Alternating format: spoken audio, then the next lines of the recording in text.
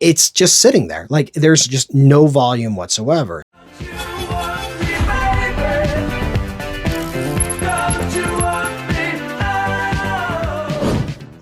What's going on, guys? Welcome back to the Den. It's Ty. We're going to be talking about my experiences lately in this summer slump.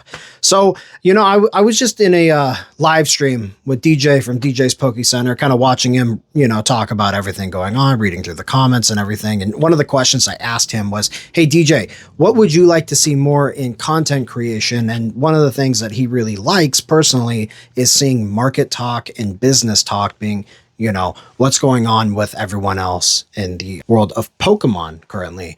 And I gotta say, like, overall, this has been a pretty quintessential summer slump. There has been some corrections on prices. We do have corrections on Destined Rivals due to the reprint, which naturally probably means that we're going to be getting some of the newer sets to also get reprinted. Speculation is that Black and White is next. And after that, we're going to be getting into Mega. There has been some talk about possibly Twilight Masquerade showing up on the Pokemon Center. I don't know where that's coming from because I guess there was some adjustment to the inventory limit on purchasing, but that doesn't really make sense for them to do it on Twilight Masquerade, being that it's an older product, unless they have some, crazy stockpile of reprints that we're not aware of. But we don't see that with things like Stellar Crown or Surging Sparks. So it doesn't really make sense on why it'd be just that one, especially because Twilight Masquerade got a larger restock about a year ago. Not too different from the time that we're in right now. And it went down to about 70 to 60 bucks in ETB, which was good. It was a good buying opportunity. I do have a little bit of a position in Twilight Masquerade myself, and it's not a ton, but I have some of it, and I took advantage of that at the time. But I want to talk about what's been going on overall on my site. So here is some of the things that I've been seeing consistently. People are going onto my site, viewing my inventory every day at the same times, meaning that I'm getting a lot of people who are interested in buying some things or seeing if my inventory has been increasing or stock has been changing, and I can actively see that happening. But the purchasing has not been happening. But it's very interesting because there's some items that are sealed that I'll bring with me to vending experiences. And vending is basically keeping my business alive right now, as the site has been incredibly slow in terms of volume. But vending seems to be doing pretty well. Now, I do not post singles on my website due to the nature of how they're shipped, the concerns that people have over the quality of the cards in terms of like the conditioning.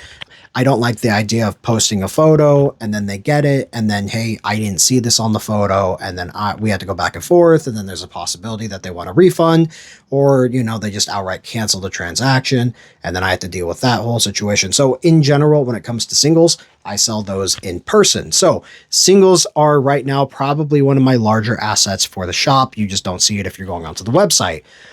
But I've noticed a really interesting trend, which is that some of the things that are dead money on my shop are selling in person for more money. So when I go to shows, I have to obviously recover my table fees, right? So everything that I bring, kind of goes up a little bit. Plus, if people are going out of their way to find the Tigers TCG Den, I want to reward them with the best possible price I can give them.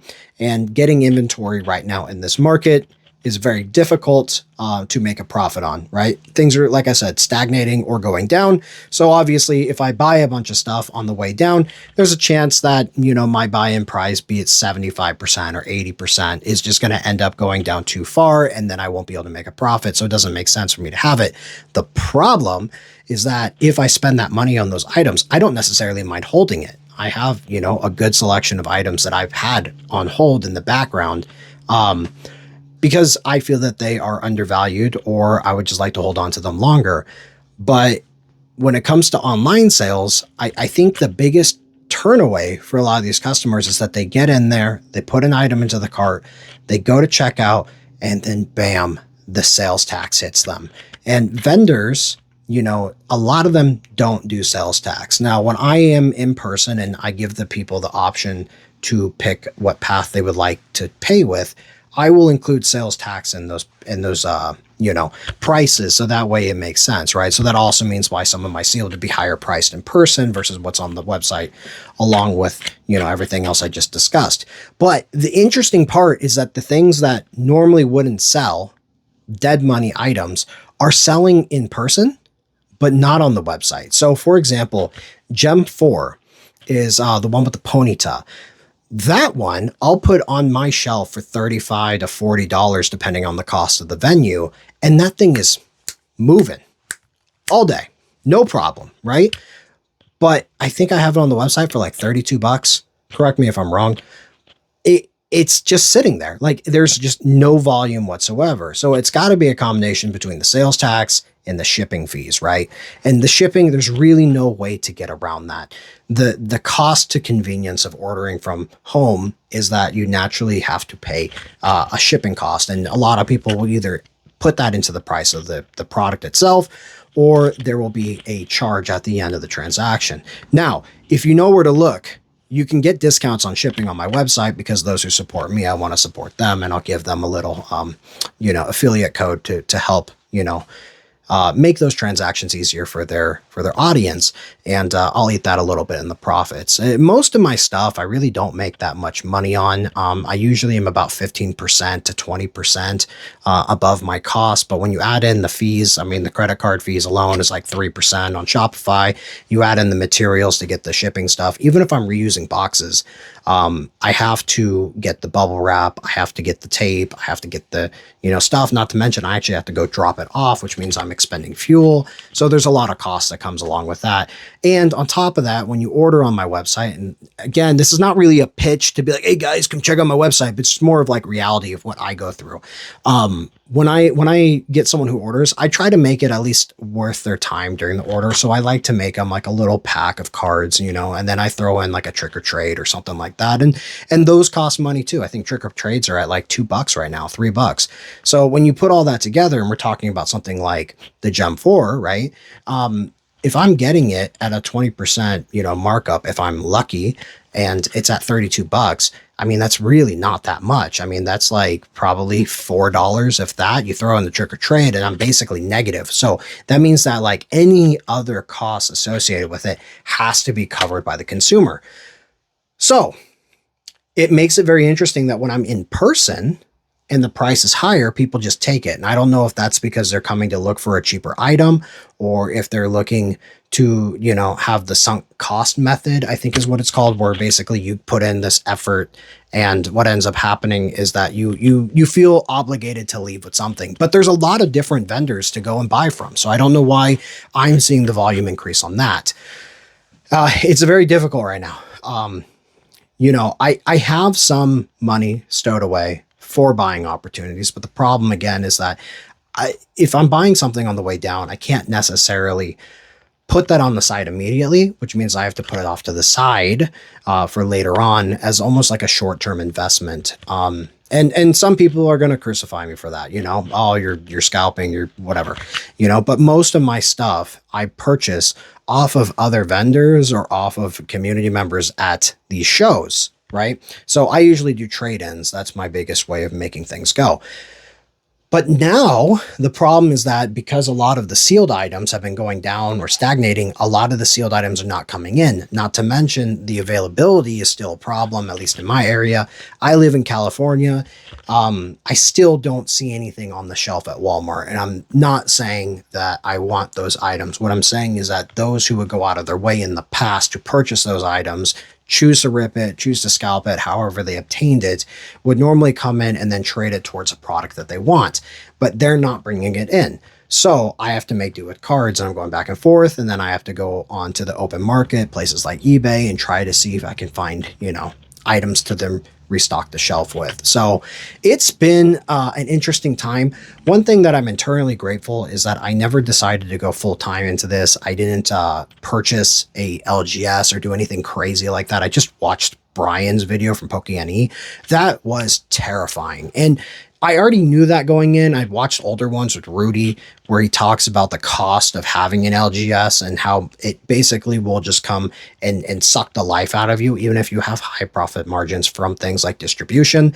Let's say that you get a booster box at $100 and that thing is selling for $300. Hey, that's $200 profit. Well, you got to go ahead and take into account that 30% of that is ripped out immediately because you have to pay your income tax and your sales tax, right? If you're someone who's choosing not to charge sales tax at the moment, because one way or another, Uncle Sam is going to get his cut. So you have to eat that price if you don't charge them to the consumer. And it's just been very, very interesting to see how this has all been going on. So overall, bottom line is that the summer slump is real. Things are going a bit slower than I would expect for how bullish the market was, but I would not say that we're in a bear market at this point. I do think that what we're seeing is a lot of the Pokemon money that was pushing a lot of these products up has now speculated into other items like Lorcana and like even with this like silly Power World push up, right? But you know, One Piece buyers are also doing that. And I think that the overall TCG market has been in effect inflated by vendor to vendor transactions to people running into like credit cards and stuff like that, trying to see if they can take whatever product it is, hold on to it for a month, watch it go up $40 and then try to resell it. Somebody else sees it, goes, oh my God, that thing's on the way up. I can grab it by the time it gets to me. I can resell it and make some money. I think that's pretty much ended. So as a lot of other YouTubers have been talking about, we are now entering the harder stages of owning an LGS or owning a vendor spot at a show or owning an online store such as mine. And yeah, I'm just really glad that I didn't end up going with that brick and mortar thing. But it does come with its own problems, which is that if the online store is not moving, that means I'm not moving. That means that I'm not getting new inventory. And I got a little bit of a situation here. So I'm basically surviving off of vending at this point. And I'm very grateful for the community that has come out and chose to support me and given me the time of day. To anybody who has purchased from me in the past, thank you so much. I'm glad I could earn your business. I hope that whatever you got from me gave you some good pulls. And overall, yeah, that's kind of where we are. I just wanted to make a quick video to talk about this and what's been going on with me. We'll see what happens after the 30th. The 30th is probably going to push, you know, the market up a little bit.